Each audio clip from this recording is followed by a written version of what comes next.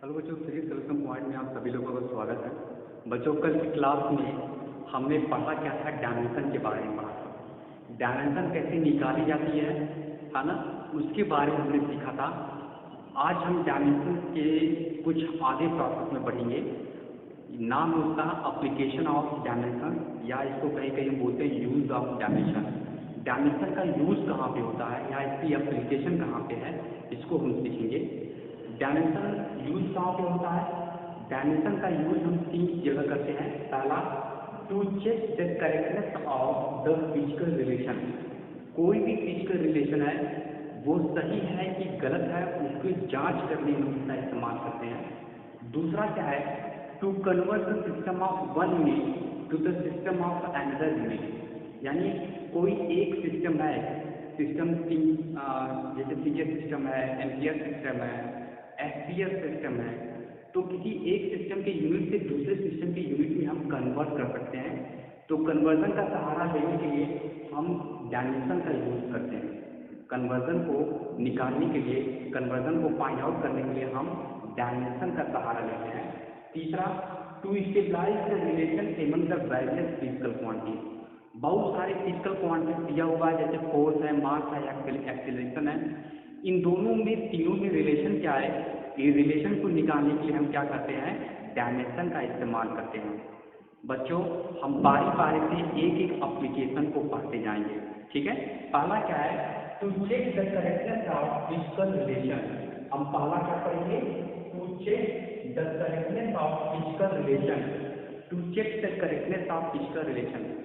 बच्चों, एक्चुअली होता क्या है कि हमारे पास एक इक्वेशन दिया रहता है। जैसे अब मान लें कि हमारे पास कोई रिलेशन दिया हुआ है, F dot S is equal to half M V square, है ना।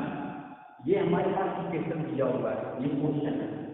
बच्चों, इन सारे एप्लीकेशन को समझने के लिए हम क्या करेंगे, न्यूमेरिकल का सहारा लेंगे। इसमें कोई थ्योरी इस्तेमाल नहीं होती, आप आसानी से समझ जाएंगे।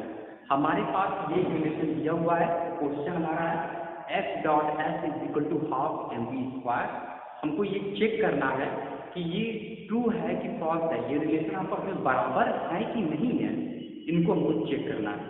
बच्चों, इनको बताने से पहले मैं आपको एक चीज़ एक्सप्लेन करना चाहता हूँ, प्रिंसिपल ऑफ होमोजेनिटी। इसको क्या बोलते हैं, principle of homogeneity, principle of homogeneity, है ना। बच्चों, यहाँ पे हमें प्रिंसिपल ऑफ होमोजेनिटी लिखा हुआ है। The dimension of fundamental quantities of two sides of the physical relation must be same. जैसे मान लीजिए हमारे पास ये हमने एक फिजिकल रिलेशन लिखा है, अगर दोनों साइड की डायमेंशन सेम आ जाए तो हम उसको क्या बोलते हैं, प्रिंसिपल ऑफ होमोजेनिटी। बच्चों, प्रिंसिपल ऑफ होमोजेनिटी की कंडीशन क्या होती है कि दोनों साइड की डायमेंशन सेम होनी चाहिए, ठीक है। आइए क्वेश्चन को करते हैं। क्वेश्चन क्या है, F S is equal to half M V square. इसकी हमको करेक्टनेस चेक करना है कि ये सही है कि गलत है। हम क्या करेंगे, लिखेंगे अप्लाइंग द प्रिंसिपल ऑफ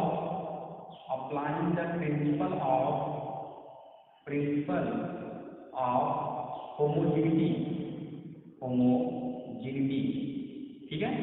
हमने होमोजेनिटी आपको समझा दिया है। अगर किसी भी रिलेशन के दोनों साइड की डायमेंशन क्या होनी चाहिए, सेम होनी चाहिए। तो हम क्या करेंगे, प्रिंसिपल ऑफ होमोजेनिटी लगाएंगे। चलिए, एफ क्या हमारा फोर्स है, एफ क्या है, फोर्स है। फोर्स की डायमेंशन क्या होती है, एमएलटी की पावर -2। एस क्या है, डिस्प्लेसमेंट है, ये डिस्प्लेसमेंट किसे दिखाते हैं, एल दिखाते हैं। एम हाफ हमारा कांस्टेंट है, इसकी कोई डायमेंशन तो होगी नहीं। एम क्या हमारा मास है, मास हो गया, इनटू वी क्या है, वेलोसिटी है। वेलोसिटी की डायमेंशन क्या होती है, एच की पावर -1, है ना। ये सारे डायमेंशन हम लोग पिछले जो वीडियो हमने बनाया था, प्रीवियस वीडियो, उसमें हमने बताया कैसे डायमेंशन निकालते हैं हम। जिन बच्चों ने प्रीवियस वीडियो नहीं देखा है, पिछला वाला वीडियो नहीं देखा है, वो उस वीडियो को देख के ही तो इस वीडियो को देखो, ज़्यादा बेटर समझ में आएगा। तो ये क्या हो जाएगा, अब एल का मतलब एल में क्या हो जाएगा, एम एल स्क्वायर टी की power -2 is equal to M square है एल स्क्वायर टी की पावर -2। बच्चों देख रहे हैं कि दोनों साइड के डायमेंशन सेम है, इसलिए ये क्या हमारा रिलेशन क्या होगा, सही होगा। यानी इसको क्या लिखेंगे, therefore LHS is equal to RHS, LHS is equal to RHS। बच्चों इस तरह के क्वेश्चन बहुत इजी होते हैं, आप आसानी से लगा सकते हैं, थोड़ी सी अगर ध्यान देंगे, थोड़ी सी प्रैक्टिस करेंगे। ठीक है गाइस, अब हम क्या करेंगे, नेक्स्ट क्वेश्चन की तरफ आगे बढ़ेंगे। बच्चों जो अगला हमारा क्वेश्चन आपको दिख रहा होगा, क्वेश्चन क्या है, test the correctness of the relation.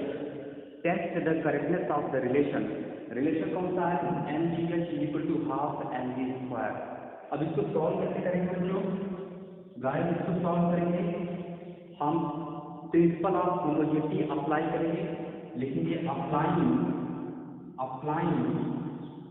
The principle of homogeneity मतलब क्या होना चाहिए, दोनों साइड की जो डायमेंशन सेम होनी चाहिए।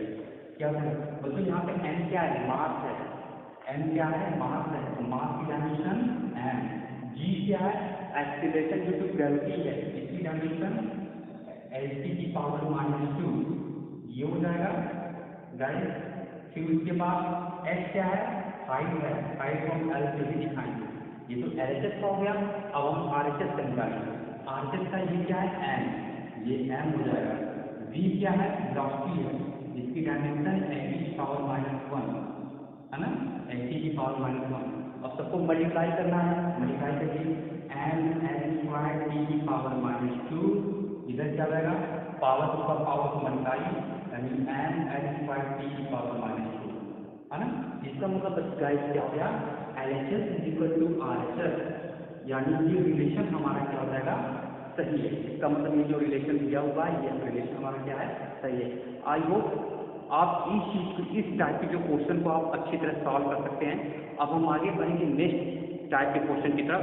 नेक्स्ट टाइप कौन सा क्वेश्चन है guys, to convert the system of one unit to the system of another unit. हम इसको समझेंगे, to convert the system of one unit to the system of another unit. Guys हम क्या समझेंगे बच्चों, to convert the system of one unit to system of unit another unit में कुछ concept है, उस कॉन्सेप्ट को समझना जरूरी होता है। आप हेडिंग बनाएंगे, to convert the system of one unit to the system of another unit. जैसे मान लीजिए कि n1 u1 is equal to n2 u2, n1 जो है ये पहले सिस्टम की यूनिट दिखा रही है, पहले सिस्टम में क्या दिखा रहा है, यूनिट दिखा रहा है। n2 जो है ये दूसरे सिस्टम की यूनिट दिखा रहा है। जो n1 u1 है ये पहले सिस्टम की यूनिट दिखा रहा है, जो n2 u2 है दूसरे सिस्टम की यूनिट दिखा रहा है। n1 और n2 क्या है, नंबर्स हैं, u1 और u2 क्या है, डायमेंशन है। तो n1 ये क्या है, ये u1 जो है डायमेंशन है, इसको m l t ऊपर लिख सकते हैं। जैसे m1 है, n1 है, t1 है, इसके पावर a b c कर दीजिए। n2 u2 क्या है जो डायमेंशन है, डायमेंशन क्या कौन कौन हो सकती है, मास, लेंथ, टाइम, इसको m2 l2 t2, इसको भी power a power b power c। n1 और n2 की कोई भी वैल्यू आपको निकालनी है, तो n1 की वैल्यू अगर निकालनी है, ये हो जाएगा n2 कितना हो जाएगा, m2 upon m1 power a, ये कितना हो जाएगा l2 अपान l1 पावर b, ये t2 अपान t1 ये पावर c। बच्चों इस तरह की, यानी to convert the system of one unit to the system of another unit का ये एक बेसिक कॉन्सेप्ट है, इसके बिना आप क्वेश्चन को लगा नहीं सकते। n1 u1 क्या है, पहले सिस्टम की यूनिट है, n2 u2 क्या है, दूसरे सिस्टम की यूनिट है। n1 और n2 नंबर दिखा रहा है, u1 और u2 डायमेंशन दिखा रहा है। मान लीजिए u1 को हम लिख सकते हैं m1 l1 t1, उसकी पावर abc कर दे रहे हैं। u2 क्या है, डायमेंशन है m2 l2 t2, इसकी पावर हम abc कर रहे हैं। इसमें से n1 और n2 की कोई भी वैल्यू निकालनी तो आराम से हम क्या कर सकते हैं, निकाल सकते हैं। बच्चों हम एक क्वेश्चन करते हैं, क्वेश्चन के द्वारा जो है आगे बढ़ेंगे। कॉन्सेप्ट हमारा यही है, ठीक है गाइस। हमारे पास बच्चों एक क्वेश्चन है, convert the newton into dyne, हमको न्यूटन को डाइन में चेंज करना है। न्यूटन क्या है? एम्पियर सिस्टम का है। डाइन क्या है? सीजीएस सिस्टम का है। तो एम्पियर सिस्टम से सीजीएस सिस्टम में हमको क्या करना है? कन्वर्ट करना है। ठीक है गाइस, तो सबसे पहले पता करिए कि न्यूटन किस फिजिकल क्वांटिटी यूनिट है? फोर्स की। गाइस आपने सही कहा, न्यूटन किस फिजिकल क्वांटिटी यूनिट है? न्यूटन जो है फोर्स की यूनिट है। पहले हम फोर्स की डायमेंशन निकालेंगे। क्या निकालेंगे? फोर्स की डायमेंशन, यानी 1 न्यूटन को हमको चेंज करना है डाइन में, लिखेंगे डायमेंशन ऑफ फोर्स कितना होता है गाइस? mLT की पावर -2।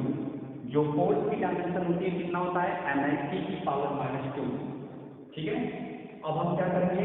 फॉर्मूला अप्लाई करेंगे, n1 u1 = n2 u2।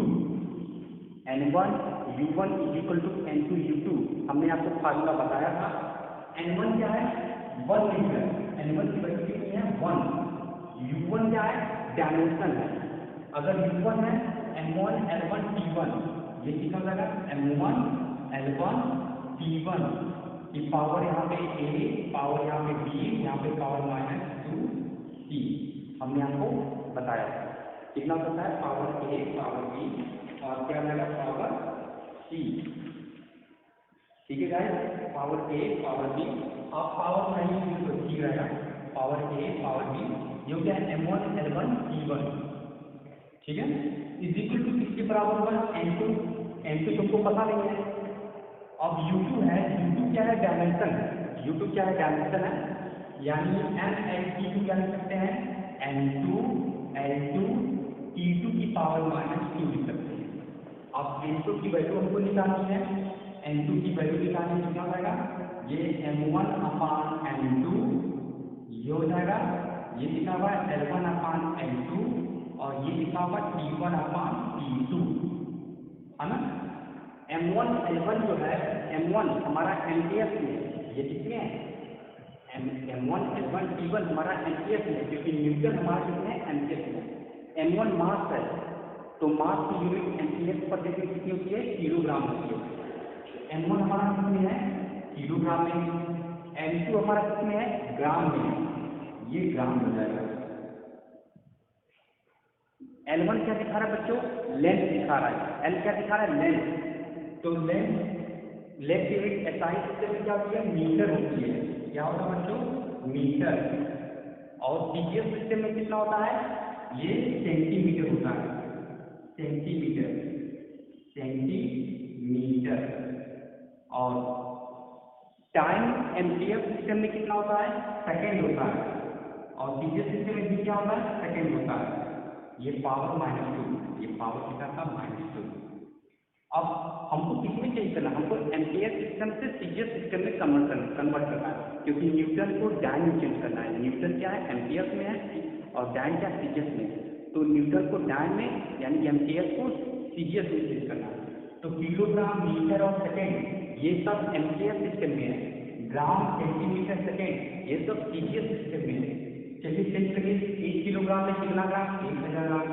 1 kilogram में कितना ग्राम? 1000 ग्राम अपान 1 ग्राम इक्वल टू इधर कितना होगा? 1 मीटर में कितना metre? Centimetre. 100 centimetre, metre centimetre. ये सेकंड से सेकंड क्या होगा? Cancel out. ग्राम से ग्राम कैंसिल आउट, सेंटीमीटर से सेंटीमीटर कैंसिल आउट। ये 10 की पावर 3, 10 की पावर 3, 1000 को 10 की पावर 3 और 100 की कर सकते 10 की पावर 2, यानी 10 की पावर 5 डाइन के बराबर आ जाएगा, है ना। तो 1 न्यूटन में कितना डाइन हो गया? हम यहाँ नीचे लिख सकते हैं 1 न्यूटन बराबर हो जाएगा, 1 न्यूटन बराबर 10 की पावर 5 डाइन के बराबर हो जाएगा। 1 न्यूटन किसके बराबर होगा? 1 न्यूटन जो है 10 की पावर 5 डाइन। आई होप आप इस तरह के क्वेश्चन को आप अच्छी तरह से सॉल्व कर सकते हैं। आगे हम नेक्स्ट टाइप के क्वेश्चन बताएंगे। अगला जो नेक्स्ट टाइप का क्वेश्चन है वो क्या है बच्चों? आपके सामने गाइस जो हमारा तीसरी टाइप का क्वेश्चन है वो क्या है? Derive the relation among the various physical quantities. Derive the relation among the various physical quantities, इसको हम कैसे डिराइव करेंगे? एक क्वेश्चन हमने आपके सामने रखा हुआ है बच्चों। इसमें क्या होता है कि दिया होता है कि एक हमारी फिजिकल क्वांटिटी वो डिपेंड करती है। तो जैसे ही डिपेंड करना हो, जैसे हमारे टी डिपेंड करता है, तो टी डिपेंड करता है तो हम क्या करेंगे, प्रपोर्शन करेंगे, है ना। इस तरह के इसमें ट्रिक अपनाएंगे। अभी क्वेश्चन पढ़ेंगे तो वो ट्रिक हम आपको साथ में बताएंगे। है क्या क्वेश्चन हमारा है, derive an expression for the period T of oscillation of the simple pendulum assuming that this time period depends upon किससे, जो टाइम है वो टाइम किस पे डिपेंड कर रहा है, ये टाइम T डिपेंड कर रहा है किससे, लेंथ L से। हमने बताया जैसे ही जो डिपेंड करने की बात आएगी तो हम क्या लगाएंगे, प्रपोर्शनल लगाएंगे। किस पे डिपेंड करता है, लेंथ पे। And acceleration due to gravity, acceleration due to gravity पे भी डिपेंड करता है। तो प्रोपोर्शनल लगाने के बाद हम क्या करेंगे, इसमें पावर ए पावर बी लगाएंगे, पावर ए और पावर बी लगाएंगे। आप याद रखिएगा, जैसे ही डिपेंड की बात आएगी तो तब क्या लगाएंगे, कौन डिपेंड करता है, टी डिपेंड करता है। किस पे, टी डिपेंड करता है, यानी प्रोपोर्शनल एल पे और जी पे। एल मतलब लेंथ पे और जी मतलब एक्सीलरेशन ड्यू टू ग्रेविटी पे। चलिए अब इसको सॉल्व करते हैं। टी इक्वल टू, जब भी हम प्रपोर्शनल हटाकर क्या लगता है, कांस्टेंट लगता है। टी इक्वल टू के एल की पावर ए जी की पावर बी। इसको इक्वेशन नंबर हम क्या बना लेंगे, फर्स्ट बना लेंगे। अब हम क्या करेंगे, taking dimension on both side, taking dimension on both side. अब आप क्या करिए, दोनों साइड की डायमेंशन ले लीजिए। टी की डायमेंशन टाइम है तो टाइम की डायमेंशन क्या होगी, टी हो जाएगी इज इक्वल टू के, तो हमारा कांस्टेंट है इसकी डायमेंशन तो होगी नहीं। एल हमारा लेंथ है, इसकी डायमेंशन क्या होगी, एल कैपिटल एल। जी क्या है, एक्सीलरेशन ड्यू टू ग्रेविटी है, इसकी डायमेंशन क्या होगी, एल टी की पावर -2 पावर क्या होगा बी, है ना। तो आप इसको कैसे लिख सकते हैं, ये T is equal to L, L यहाँ पे किया, एल यहाँ पे, यानी एल की पावर ए प्लस बी और ई की पावर -2b, -2b। बच्चों हम पी को क्या लिख सकते हैं, पी को लिख सकते हैं एल की पावर 0 टी, लिख सकते हैं एल की पावर 0 मतलब 1 और टी लिख सकते हैं। अब हम क्या करेंगे, सेम बेस से जो पावर होते हैं उनको कंपेयर करेंगे। लिखेंगे on comparing the power of, on comparing the powers of same base की जो पावर्स हैं उनको आपस में कंपेयर करेंगे। यानी एन यहाँ पे एन यहाँ पे, इनके पावर को हम क्या करेंगे, कंपेयर करेंगे। यानी ए प्लस बी किसके बराबर होगा, 0 के बराबर हो जाएगा। ए प्लस बी किसके बराबर हो जाएगा, ए प्लस बी बराबर 0 हो जाएगा। ठीक है। अब यहाँ पे टी है, यहाँ पे टी, यहाँ टी की पावर 1 है और यहाँ पे टी की पावर -2b है, तो -2b किसके बराबर हो जाएगा, 1 के बराबर हो जाएगा। -2b किसके बराबर हो जाएगा, 1 के बराबर हो जाएगा। तो b बराबर किसके होगा, -1/2। तो बच्चों जब जैसे ही b बराबर -1/2 होगा तो हम a की वैल्यू निकालेंगे, a की वैल्यू यहाँ से निकालेंगे, a बराबर निकालेगा 1/2। a और b की वैल्यू निकल गई। अब a और b की वैल्यू हम इक्वेशन फर्स्ट में रखेंगे, लिखेंगे putting the value of a and b के, चलिए a और b की वैल्यू इक्वेशन फर्स्ट में रखिए। क्या हो जाएगा, t equal to k l की पावर a यानी 1/2 g की पावर -1/2 g की पावर -1/2। बच्चों जब भी किसी फिजिकल क्वांटिटी के ऊपर पावर क्या होती है, माइनस होती है, -1/2 होता है, वो क्या होता है, स्क्वायर रूट में रहता है। यानी इसको हम लिख सकते हैं कि इक्वल टू के l/g की पावर 1/2। ये g पावर माइनस है, इसको हम नीचे लेते चले आएंगे, क्या रहेगा l/g की पावर 1/2 और l/g 1/2 मतलब स्क्वायर रूट में इसको लिख सकते हैं। यानी t इक्वल टू के l/g स्क्वायर रूट में लिख सकते हैं, है ना। किसी भी फिजिकल क्वांटिटी का अगर पावर 1/2 होता है तो इसको हम स्क्वायर रूट में लिख सकते हैं। यानी 1/2 को हम स्क्वायर रूट के फॉर्म में लिखेंगे। अब k की वैल्यू हम 2 पाई मान रहे हैं, लेट यहाँ पे लिख रहे हैं let k equal to 2 pi. Constant है तो कांस्टेंट हम कुछ भी मान सकते हैं। लेट आपको दिख नहीं आएगा, यहाँ है लेट, ये let k equal to 2 pi, let k equal to 2 pi मान लिया। तो k इक्वल टू 2 पाई मान लिया, t equal to 2 pi square root में l अपॉन d, ये डायरेक्ट का फार्मूला हो गया। तो किसी भी फिजिकल क्वांटिटी में हम कैसे उसका रिलेशन निकालते हैं। बच्चों अगर आपके पास किताब है, कोई भी बुक है, इस तरह के सारे क्वेश्चन को आप प्रैक्टिस करिए। तीनों पेज पे हमने जो बताया है, कौन कौन सा, to check the relation of the physical relation, to convert the system of one unit to system of another unit, to stabilise the relation among the various physical quantity. इस तीनों एप्लीकेशन पे आप क्वेश्चन ट्राई करिएगा, क्योंकि question यहाँ से आते हैं। Thank you guys. अगर आपका कोई क्वेश्चन प्रॉब्लम होगा तो आप कमेंट भी कर सकते हैं। बच्चों आप इस वीडियो को लाइक भी करिए, शेयर करिए और सब्सक्राइब करिए। ठीक है, थैंक यू और पढ़ते रहिए।